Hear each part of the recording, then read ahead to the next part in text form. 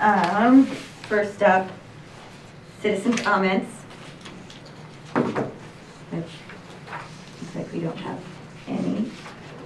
So on to discussion items. We have Katie Hollinghead with the City of Lewiston. That's me. Yay. So good, I guess afternoon now. My name is Katie Hollingshead. I'm the assistant planner for the City of Lewiston in the Community Development Department. I am here today to talk to you guys about our comprehensive plan rewrite and a survey that we are distributing. Comprehensive plan is a long-range planning document that the city is required to have by the state of Idaho. It covers about 17, if you want to. Different sections that help the city kind of plan for growth, development, land use, etc. So our last plan was written in 1999, so almost 24 years ago. And so this plan, usually comprehensive plans are a 10 to 20 year plan. We are designing a 20-year plan. It is called Envision Lewiston 2044, with the idea that it will be approved next summer by City Council and planned for the city moving forward into 2044. So I'm in front of you today. I am visiting all boards and commissions that are associated with the city and having you guys do our phase 1 survey. So phase 1 is kind of a information gathering section of the plan process where we are, like I said, visiting boards and commissions. We will be doing some public engagement activities. I've been visiting businesses. You will see posters such as this in windows. If you would like to take one for your business, I have extras that you can take with you. I also have cards that have a QR code that link directly to the website and to this survey for people to take online. Survey will be open until midnight on May 14th, and then all of that information will be collected and tabulated by the consultant that is working on this project with us. And then all of those responses get rolled into phase 2, which will be a separate survey with kind of more in-depth questions, kind of starting to form how the different sections of that plan are going to look. So I wanted to come in front of this body today and just walk through the survey. I do want you to take it in real time with me and then give me the paper at the end of this so that I can go take it back to my office and get everything entered. So that information is available to the consultants. And feel free to stop me and ask questions as we go through this. I try to be as complete as possible, but it's a little different with each group because each of you have different things that you are hoping to get out of a comprehensive plan and input that you would like to provide. So first is what best describes your relationship with the City of Lewiston. You'll notice that there are many options, so if you are not a City of Lewiston resident, there is options available for you, because we do want to still hear from you. We realize that the City of Lewiston is closely connected to the City of Clarkson, Asotin County, and Nez Perce County, and so we hope that all of those work kind of together. So I live, work, or study in the Lewis-Clark Valley. I live in Lewiston full-time. I live in Lewiston part-time. I'm a student in Lewiston. I work in Lewiston full-time. I work in Lewiston seasonally. I own or run a business in Lewiston, or I'm visiting Lewiston or the Valley, or none of these apply to me. And if none of these apply to you, which should not be this particular body, you could do other and write in your option. So how long have you lived, studied, or worked in Lewiston? Choose the year range that applies to you. If you are someone who has lived here for less than 5 years, we would like for you to share with us what would make you stay here long term. And there's a box for you to enter that answer in. Feel free to be as wordy as you need to be. I type all of your information in, so I will take care of that for you. And this doesn't apply to this group, but if you take this back to any of your workplaces, and this does apply to someone in your population, if you're visiting Lewiston or the Valley, what brought you here? And then follow up to that question is, do you find Lewiston or the Valley welcoming to tourists and newcomers? And if the answer is no to that, please encourage that person to provide information on how they think that could be improved. Number 3 is, what do you love most about Lewiston? And you can choose 3. Family-friendly environment, small town feel, strong sense of community, quality of life, outdoor recreation, the waterfront, job opportunities, housing affordability relative to the region as a whole, and 4-season fun, educational opportunities, or other. If you have an other, please write in what your other is. Do you guys want? She went. Comprehensive plan survey. I've done it twice already, so I'm good. Okay, so the number 4, so as part of this process, City of Lewiston was awarded a grant from Blue Cross Blue Shield Idaho to incorporate a health aspect to our plan, which is different than how most cities do it. So we received extra monies and we're focusing that portion into health. And so this one especially I think would be important for this group to consider and answer truthfully. So in the idea of health, that falls into a series of elements. So for each of these elements, the question is, to what extent do you think Lewiston, its services, programs, housing and economic options, community cohesion, public spaces and recreation supports the following health and well-being elements for you? And this is for you personally. So there is 3 categories, not at all, somewhat, or very much. So physical, which would be frequency of exercise, access to healthy foods, avoiding harmful health habits, and access to health services. Do you feel that's a not at all, a somewhat, or very much for the support that you receive in the community from Lewiston? Emotional ability to handle stressful and unexpected situations, aka life when they arise. Again, one of the 3. Spiritual, practicing a set of morals and principles, not necessarily tied to a religion, but could be, to guide your thoughts and actions. Again, one of the 3. Intellectual ability to nurture and grow the mind through stimulating activities like libraries, cultural events, education, etc. Social ability and opportunities to have social interactions. Housing and economic access to quality housing and employment opportunities. Environmental ability to care for and spend time in nature. And then if you have comments regarding those specific ones, like if you answered not at all for one of them, we would love to hear your comments on how you think that could be improved or what you think is lacking. And ditto if you used somewhat or very much for any of your answers and there's something that you would like to point out that you think is being done well or is available and present in the community, we would love to see those comments also. So number 5, recognizing that change takes time. What should Lewiston's focus be to maximize positive impacts over the next 10 to 20 years? So like I said, this is a 20-year plan. So a lot of the goals and objectives that you see in comprehensive plans are that full build out at that 20-year mark. So we would like for you to choose your top 5 of these items. So increase the number, maintenance, and accessibility to neighborhood parks and recreation spaces. Promote the compact development styles that support a functional mix of land uses and maximize transportation options. Increase and or improve public open spaces along the riverfront, like beaches and parks. Promote economic vitality along the riverfront for retail, restaurants, and entertainment options. Enhance focal points and community character, like our Main Street, landscaping of public green spaces, historical preservation, wayfinding signage, gateways to create a sense of arrival to key areas. Increasing the waterfront accessibility for pedestrians and non-motorized vehicles, like reducing the levee bypass road and railroad track barriers that exist. Promoting and fostering regional collaboration with the county, the tribe, Clarkston, Asotin County, etc. Promote more housing options for different family sizes, budgets, and lifestyles. Strengthen the employment opportunities, wages, types of jobs, etc., and economic resilience, the ability to foresee, adapt to, and leverage changing conditions to Lewiston's advantage. To enhance public services, such as healthcare, childcare, education, utilities, intergenerational programs, etc. To reduce risks and improve responses to, excuse me, and impacts from climate change, like floods, droughts, fire, heat, etc. To increase the tree canopy, which is the number of trees, to help reduce temperatures and cooling costs while improving stormwater runoff, air quality, property values, and mental health. To create a more multimodal transportation options and connections for motorized and non-motorized travel that maximize transportation choices and reduce the overall dependence on car travel. To improve public transit. To maintain and expand roadway connections and public utilities for land development or other, and you can write in an option. And then 5A, they would like, if you chose that second to last one, maintain and expand roadway connections and public utilities for land development, they would like you to indicate where you feel that work is needed. If there's a specific roadway you're looking at, specific area of town for utility extensions, they would like some specifics from you.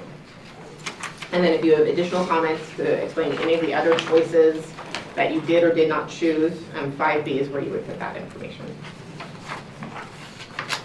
And then number 6, what do you want Lewiston to be known for in the future?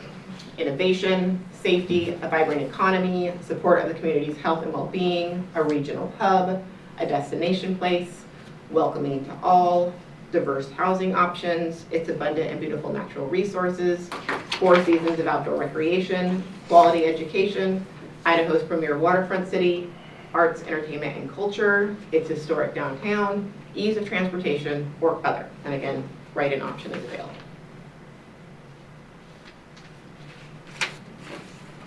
And then the next 3 are how is the best way to reach you if we are going to engage with you again.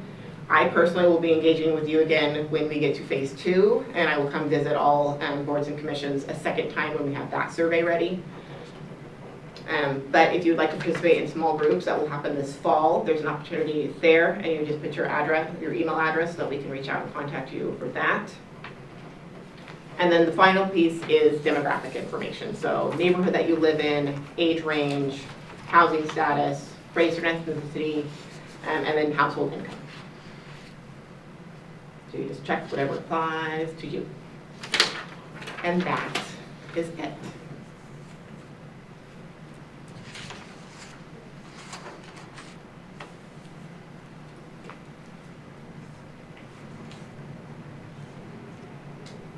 Where would people return this if they're filling it out on paper? If someone was to fill it out on paper, you would bring it to the Community Development Department at 215 D Street. Will stacks of this on paper be available at the city library? Or maybe, If they could. They have stacks of the cards, so people can do them online right now. oh, okay. But I could definitely provide them in a paper format for them also. For those of you who don't know, I'm the liaison from this commission to this task force. So I had already seen this, or an earlier version of this. So Katie, I have a few questions. Trying to think here. Did the consultants in Colorado write the questions? A majority of them, yes. They did, okay. And then staff provided, prior to it coming in front of the steering committee, they had a draft 1. Staff provided some feedback, additional questions that they would like to see added. Then we had a draft 2. Then you guys saw draft 2 at the steering committee. Some additional changes were made. This is draft 3. I know the last comprehensive plan was over 20 years old. But the city of Lewiston used to do a community opinion survey like every 3 years or so. That started back when Jan Vassar was city manager in the 90s, and then they continued that for quite a while, but I don't know when the last one was done. I am not aware of one happening during my tenure at the city, and that's been 8 years, so. Really? The more recent city managers never did a community survey? Do But I'm you aware remember of. them? I mean, I'm not making. I mean, we've had There's a- other community outreach. Well, there's a community strategic plan Yeah, that's so I think available that was- online on our website. I think that that might have been the was- last thing that had, Yeah, that was a a survey of heavy- the community. yep, a heavy community input. Because I'm wondering if any of that data would be still available or useful. It sort of approached these questions in different ways. I mean, I think it was designed more for not a comprehensive plan, but the city strategic plan, like what you're talking about. You know, Yeah, so I know that the how information from the important- strategic plan has been considered. You know, how important is a library? How important is, you know, parkland? And, you know, very, very targeted, very I specific. imagine those kinds of questions will come in that second phase, Okay. because this is kind of the broad Okay, part. And my understanding from our discussions and meetings with the consultant is the second phase is going to be much more targeted. okay. And then the community interviews that begin next week is also a more targeted line of questioning. Oh, I forgot about that. Are we on the task force going to be interviewed? If you got an email, you will. So I don't think every single person from the steering committee is being interviewed, but certain people are. Okay. It might be too late to make a change on this, but I'm sure this was not the case on the version that we saw, top of page 2, that we saw at the meeting, because I would have spoken out, where it says awarded a grant from Blue Cross Blue Shield. Actually, the grant came from Blue Cross Foundation specifically. Blue Cross and Blue Shield are two different companies in Idaho. And the people in Colorado may not know that, because everywhere else in the country, they're one company. Okay, I will verify that because I thought we got that information directly from our award manager. Because we had a meeting with her. Right. Well, the person that was on the Zoom meeting and the slide that she showed was specifically the Blue Cross Foundation. Okay. I will double check on that. That's Okay, easy please to do. correct. That's more of a. Otherwise, if they have a merged philanthropic program, I'm unaware of that, since it says BCBS. But if, like I said, it'd be understandable for someone from another state to confuse it, because in every other state, that's one company, but in Idaho, it's two companies. Okay. So. Any other questions? Super. So like I said, if you have a business and you would like to have one of our posters, I have that. I also have cards. Like I mentioned, these are going out to businesses and will be available at all city buildings. It has a QR code that links you directly to the website where people can also take the survey. The survey will be live until May 14th at midnight, and then it'll get shut down. It will be replaced eventually with a different survey link, like I said, when we get into phase 2. And I will come back in front of this body probably in August or September for that phase 2 line of questioning. Any questions? Super. And that's the whole spiel. Can I have some for the thrift store? Do you want a poster too? Sure.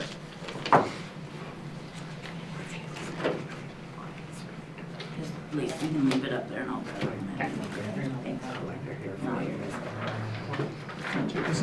Super. I will just make Kyla's print again.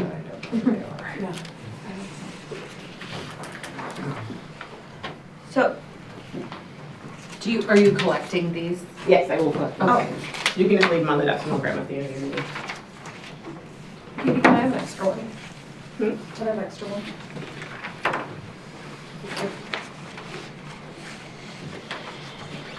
Nikki, can we introduce Matt before we move on? Sure. Yeah, we could also do that in comments, yeah. Okay. We'll wait for comments, just in case. Okay, so discussion item B, emergency alert system. Discussion on needed system to notify first responders of emergency alerts in regard to seniors and persons with disabilities.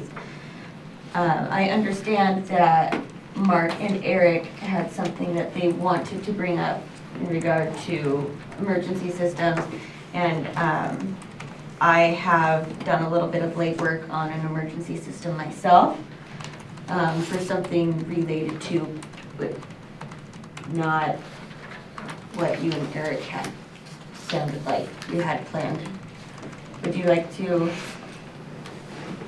Well, you've lumped us together, and I have no idea what Eric's been working Oh, on, okay. what he's doing. I must have No, misunderstood. we haven't, well, he may have something, but we haven't been working together on it in any way.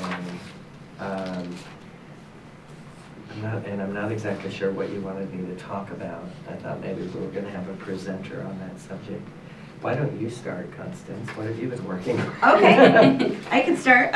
So a couple of months ago, the City of Lewiston and Stoughton County Fire Department put on a training called Autism in the Wild, and it was about first responders and how they can best serve individuals with disabilities when they respond to emergency situations.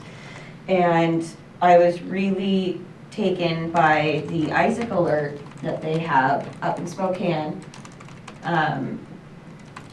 where if a 911 call is placed and a name or an address comes up and there's a person with a disability that is attached to that, then information comes up that can help first responders best approach that situation. So say there was an individual, the house is on fire. 911's called. Well, there is a young woman who is large, has nonverbal autism, and will not go with strangers.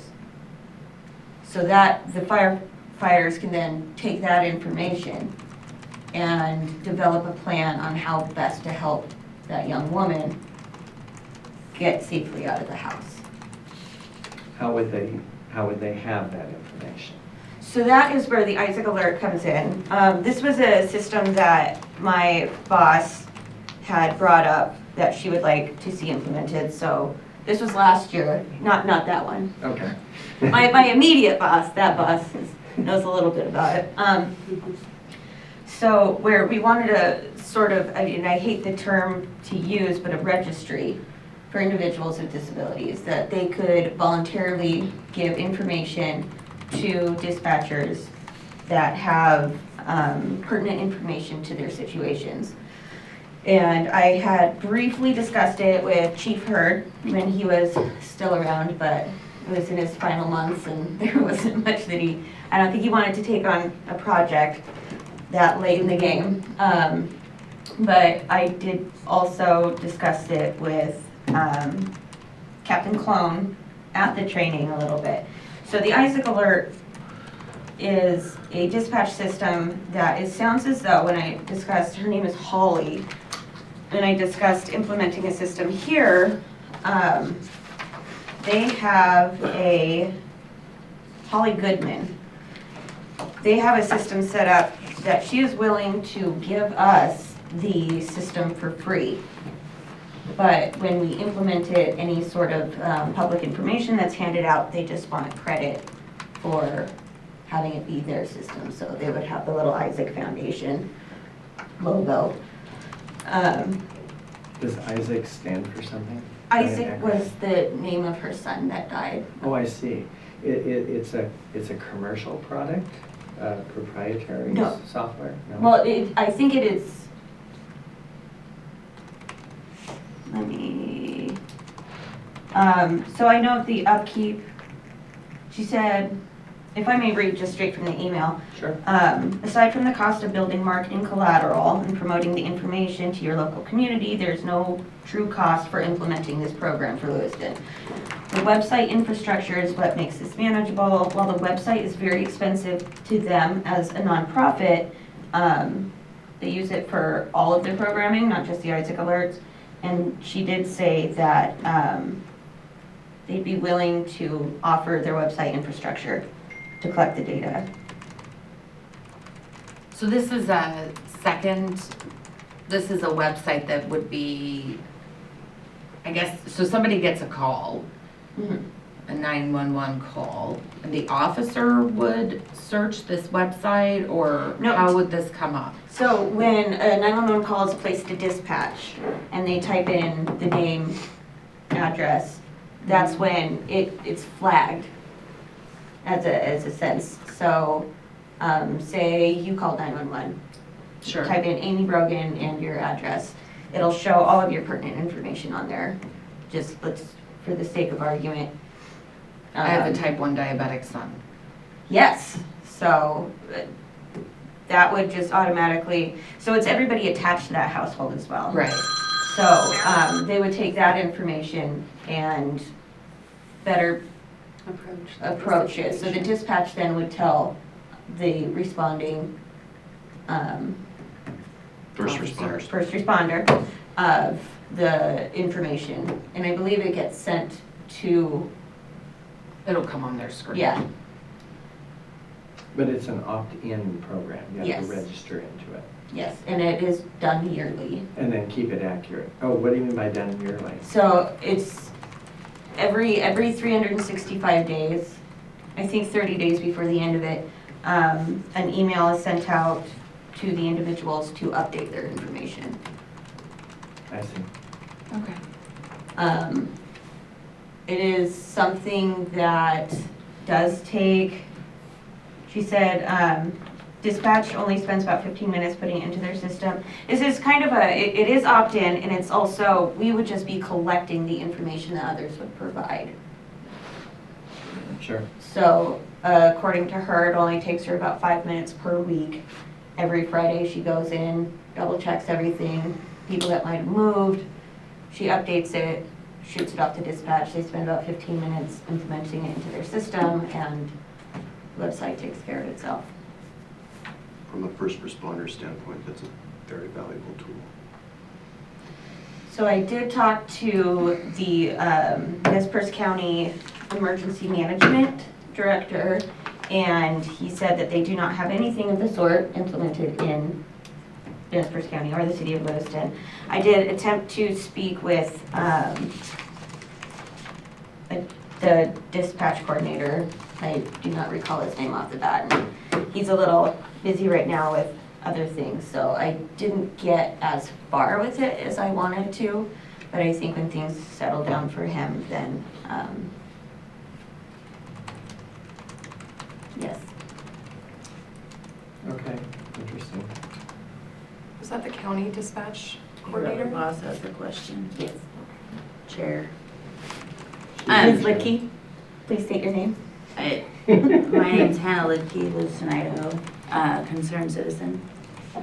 I do think that's a great idea. However, there are some things that, as an advocate, I take a big deep breath on, making sure that some inherent thoughts that people have as far as the inabilities of people can create a barrier. So if you were to implement that, I would need to see that the city and county had the buy-in to make sure that both ends of that telephone line, the dispatch, the firemen, the policemen, all had adequate training in the terminology that they'll see in those registrations and the best practices for whichever demographic they're serving, because you can tell them that there's a person with disabilities, and it can create fear in handling a situation if a person is not well prepared, and it actually has the opposite effect of somebody coming in and not knowing and just using their skills that have been taught to them in an emergency situation. So that would be my only input on what I think could be a very valuable tool. And to address that issue, when I did speak with, in just speaking with, I've had some experience with law enforcement and some of the participants that we serve. And they do typically, when they get a call from us that says this is what we have going on, they do try to send the officers that have experience. I know there was one situation I was in, they sent the school resource officer. So LPD already does a pretty great job of responding to our situations, I feel. They do try to send people who are familiar with, or the last situation I was in, it was an officer, Officer Josh was all I remember, that he had gone to the Autism in the Wild training, and he was kind of excited to be able to utilize those skills that he had learned. So, Well, and if I can just add, and I agree, I think our LPD is very good, but our dispatch system, it covers a pretty good amount of region, so you're dealing with county and other city cops. You're not just, Right. you're opening some doors there that you need to think through all of that. But I am 100% in support, but I would just make sure you're capturing all those things that need to be addressed. Do we know if any other cities or counties in Idaho utilize this Isaac Foundation website? I am thinking, in my discussions with Holly Goodman, she said one of the things that frustrates her is that it's a very simple program to use, and despite the fact that they go and do these trainings all over the western US, it is very rarely implemented anywhere. So if there are some in Idaho, there are probably not very many. And in part of that discussion, she did say that she thought that if the city of Lewiston were to implement something, that it would help significantly to encourage other cities to do so.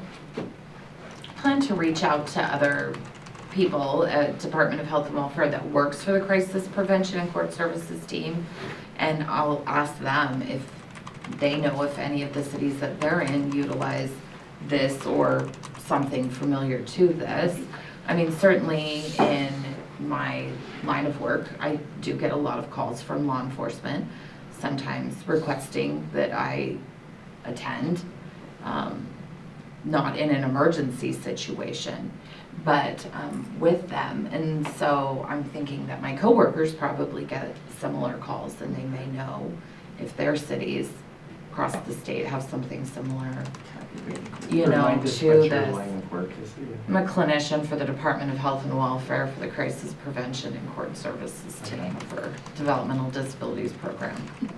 That's a long job title. It's a lot of job. And for transparency as well, I have reached out to quite a few people about interest in this. So it was not as part of DAC, but as working for a DDA, I did reach out to some targeted service coordinators, and I did reach out to Amy, or Amy reached out to me. I went to a different training, I know. and that was on a similar topic. Right, and so there is a lot of interest in such a system. Well, I do think it would be beneficial. I mean, you were talking about LPD doing a pretty good job of sending people with experience. This would be that kind of first line of notification that would lead people to send the most experienced. It could be a very valuable tool.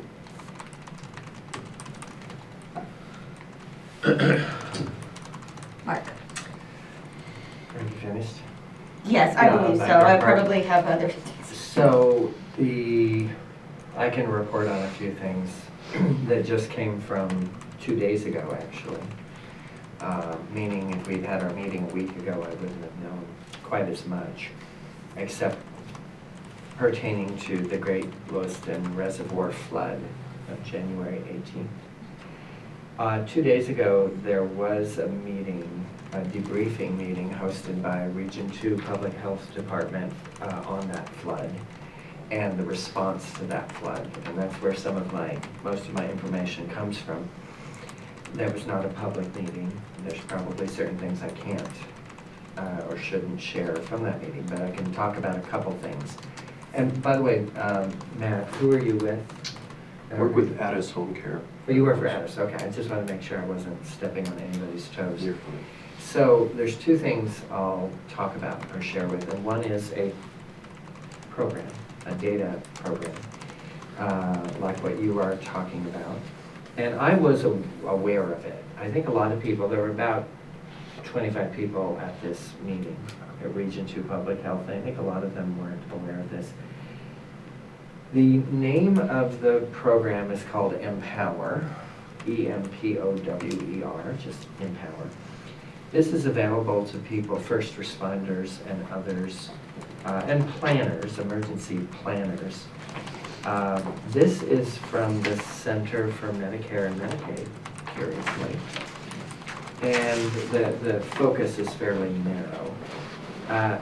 Quarterly, they get reports that are numbers, not names, of anyone in their jurisdiction who have used Medicaid or Medicare funds to purchase an electric life-saving device. Some device that is for health or life-sustaining, you know, that could be anything from an electric wheelchair to CPAP machine, that our tax dollars have paid for. So that local planners are aware of how many people in the community or a jurisdiction are using those kind of devices, and they are broken down by the types of devices. Now that quarterly report is just the numbers of the devices.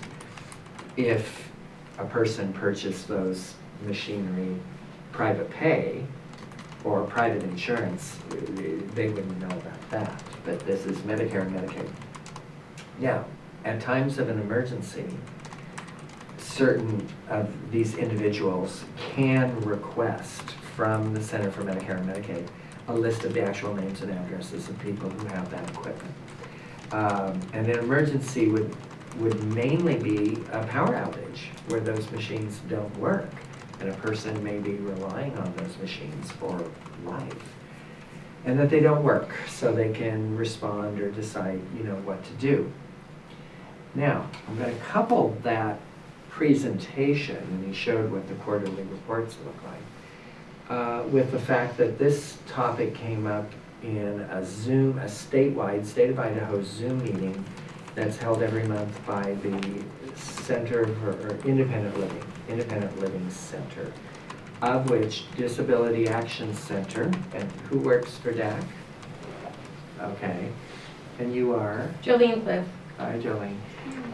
The DAC's a member of, and I participate in it for Interlink, where I work, and Eric participates in it.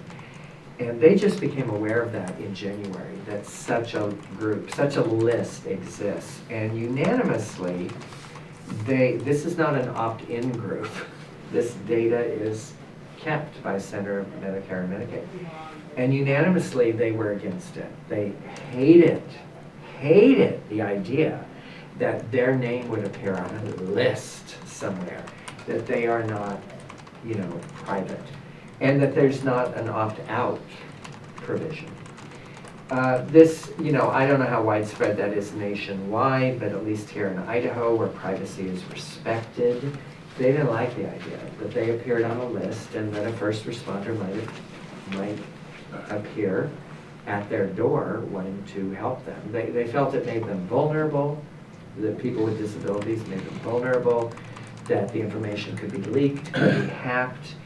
And one person even said in the middle of the night, if somebody appeared on their doorstep, a first responder, they would meet the person with a gun. Idaho being Idaho. It really surprised me, and my comment was, hey, people are just trying to save your life. It's like, I don't care. I would rather not be on a list, and I'd rather die. All right, I just wanted to share that sentiment when it comes to lists, lists and programs and Sure. emergency people trying to do their job and trying to save lives. Okay.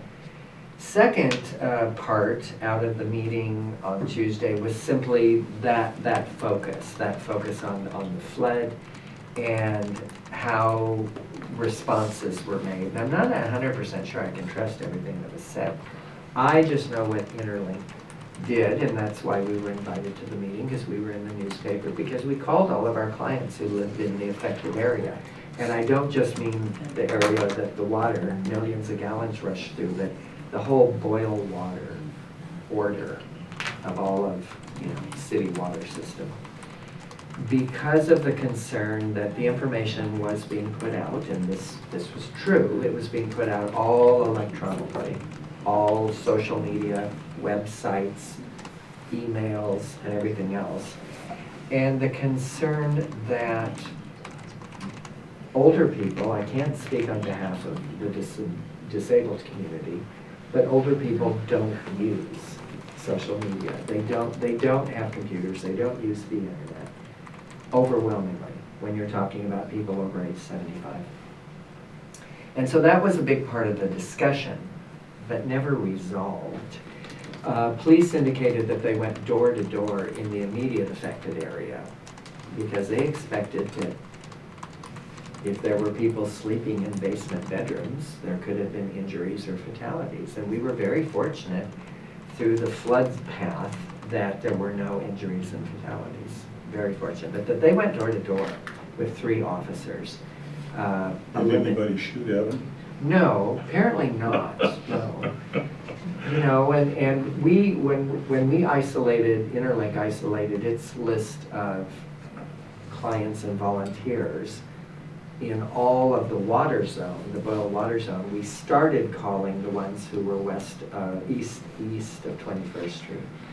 And, which was only a handful, and they knew about it.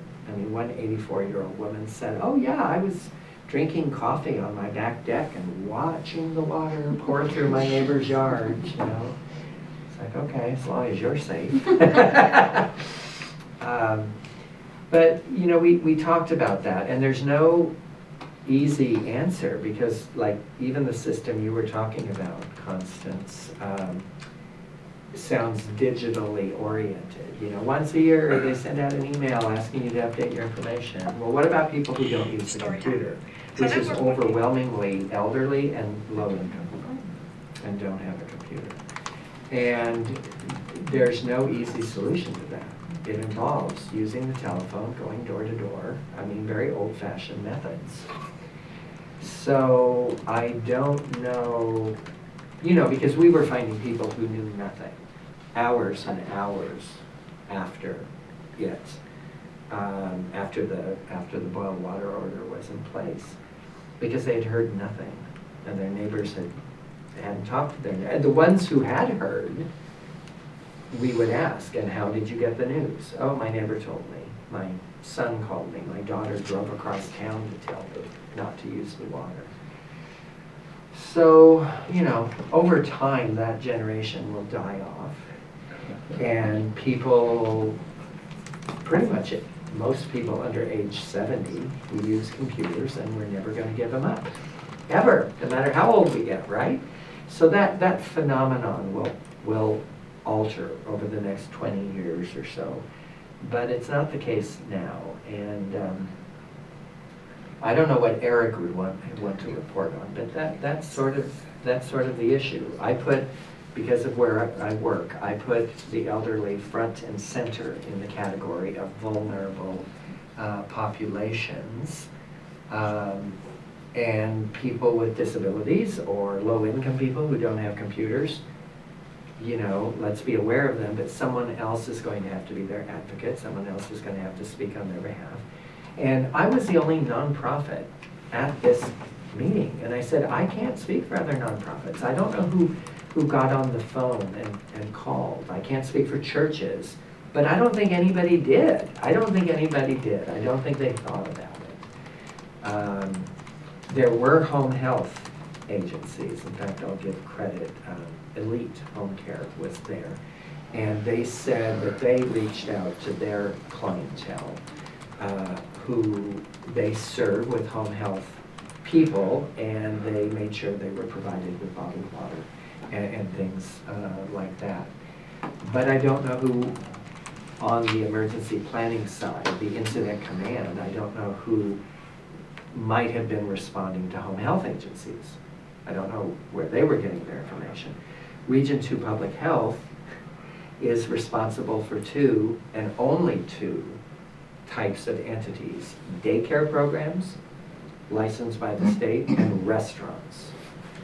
And so they were doing their part to reach out to those entities. But maybe you could speak about Addis. How did Addis hear about the boiled water order, and what did you all do? I'd be curious to know. Well, I think that our observation might be more like the rest of the population as well, and I think it certainly exposes a lack of communication. We just had, you know, nearly every client was calling and informing, caregivers were calling and informing. We were very aware of it very quickly, and we just kind of responded as a team, as an office, completely independent of anybody else. But there was no real direction or guidance outside of us. We have an emergency response plan and program in place, which we followed. But it certainly exposes the fact that there was not a lot of communication and guidance to kind of trickle down from the city. It was interesting. Well, yeah, the general consensus was that communication was done fairly well, but that there was room for improvement. Right. I was pleased to see, I don't know how they got invited, but there were some people from across the river at this meeting. Tri-State Hospital had a couple representatives, the Soap County Health Department had a representative, And they were asking the question, why weren't we notified? I mean, it's a great question. You know, why did y'all not think to cross Include us. jurisdictional lines? Right. And specific to Tri-State, they said, we had patients pouring into Tri-State in the morning that otherwise would have gone to St. Joe's. St. Joe's for a period of time suspended day surgeries, treatments until they got their clean water supplies secured. Mhm. And people were going to Tri-State, and they said we couldn't ramp up enough employees quickly enough. And it's like, why? Why are y'all coming here? And then they found out why, and they said, and Tri-State representative said, and we have 2 clinics on the Lewiston side, and nobody contacted them, which was just sort of an oversight. The fire department admitted, sorry, we missed you. We notified a lot of other groups, Valley Medical Center, Veterans Home, and whatnot, but, they were just, wondering, we're kind of one community, and even if you do work in a particular jurisdiction, city, county, Region 2 Health Department, you can't ignore Soton County across the river if there are those overflow consequences, like patients running across the river where the water is clean, and so nobody really had thought about that, and it's a good learning lesson for everybody. But I offer those 2 things as, a part of, I guess, this general discussion. And obviously, if this committee, whose only role is to provide advice and recommendations to the Lewiston City Council, it's something that we could do. I'm not recommending anything today, partly because I'd like to hear what Eric, I don't know what Eric has or what he was working on, but it's an ongoing discussion. The county's emergency management coordinator that you said you talked to about this, Mark Heard? Heard. No relation, I guess, to that? I don't know. I was curious about that myself, but didn't ask. He was very new on the job. He had only been on the job a few weeks when the flood happened, so he's getting his feet underneath him and has extensive training through the military in emergency response. But he's promising to reach out to the community of nonprofits and churches about what role that they can play. I mean, we have clients, we have lists, we have tools at our disposal, and certainly in the case of churches, they have buildings, they have real estate, they have response capacity, but only if they're organized. And so they have to be, in the mix. So, since January, the last 3 months, there has been discussion on this topic, and the discussion continues, and there's room for improvement. And I don't know where you're going to go with your suggestion for Isaac about its use, but don't assume, just like what Hannah, talked about. With every suggestion, there's always going to be someone who will go, yes, but, yes, but. What about this? There's always going to be some wrinkle that either has to be overcome or worked around, or just saying, all right, we do what we can, and that'll have to be dealt with in a different way. So, thank you. Thank you. For the sake of time, I think we probably need to move forward. Yes. Their active agenda, nothing on it. Does anybody have anything? Well, normally that'd be where we'd approve minutes. Are we not approving? Oh. I know it got left out, and because of that, we can't vote on the minutes? No, we'll have to put it on next. Okay. Right. I'm sorry I didn't catch it before this morning. We'll have to look at it. So minutes That's of my bad. March Sorry, 9th guys. will be carried forward. Does anybody have any future agenda items that they would like to bring up? I believe next month is going to be Eric's White Cane, maybe. We'll find I out. keep pushing it down the line, Yeah, we so do. hopefully, yeah. And then I believe The discussion last time about getting ahead of snow removal was on the agenda, but, so do we just have Eric's White Law on the next? That's really the only thing that's lingering out there that I'm aware of. Okay. Should we add snow removal just as a time filler? I mean, sure, just to Just in case. finish it up, it's been on a few past agenda. To get a head start on it. Yeah. Is there a city department that we might want a presentation from? Oh. They've all been good. Everything we've had so far has been really good. I can work with leadership and see about getting one. I mean, how about Parks and Rec? They were here a couple Well, they months came. ago. Were they? Mhm. Yeah. We've had library, transit, and parks and rec. Did I miss that maybe? No, I think you It were was here. November, because I missed it. I know, it was like November. Mm. Because I think we talked about community park maybe. Too.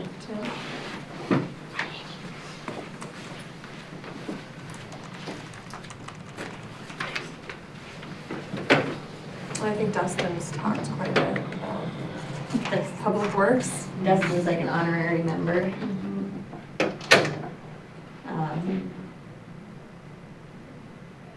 So you could have like police, fire. I guess I need to fit in there somewhere. You on the next agenda. HR. At some point, relatively soon, the city would start their work on developing a budget for the next year, Yes, we Which- just had budget kicked off yesterday. which, yeah, takes effect October 1st. But the budget's adopted in September or something, so Yeah, August, I think. I don't know what monies are budgeted for. I mean, ADA's improvements are specifically budgeted for, and then I don't know if there might be anything else. But the point is, if this group were to feel that there should be money set aside for certain things, communication or whatever, we should probably begin those discussions early on, so then we can get it into the city council's consideration as early as June? I don't know. Madam City Council Member Hannah, With that, if our group wanted to make a recommendation budgetary wise, we would love for you to budget some money for a specific thing, what would be the month that you would want to hear that recommendation? Would you? May or June. May or June, so fairly early. First budget meeting starts May 8th. So, I don't have They'll go anything in from there. mind, but maybe just getting the rest of you to start thinking about. I'd gladly let you guys figure out how we pay for a new water main and fix Main Street and maybe, build some sidewalks, but, so I'm totally open to any suggestion. You can call me at home, 'cause there's some work to do. well, would you want to hear first what Dustin might be proposing in his budget for ADA improvements Sure. and like Tim? So whenever we put that on the agenda, like if you want that to be on the next agenda for May, we can do that. I mean, it's pretty diffuse funding, right? Mhm. So things for transit would be in Mhm. Suzanne's budget and Tim's budget and Dustin's budget and all of that. But I might be able to work to get all that information collected Okay. for you guys to be able to see, okay, transit budgets this much money and public works has this much money, but Well, I that'd may be not be great. able to speak like specifically on it, but I Right, could right, have right. them provide it. No, that'd be good. That'd be great.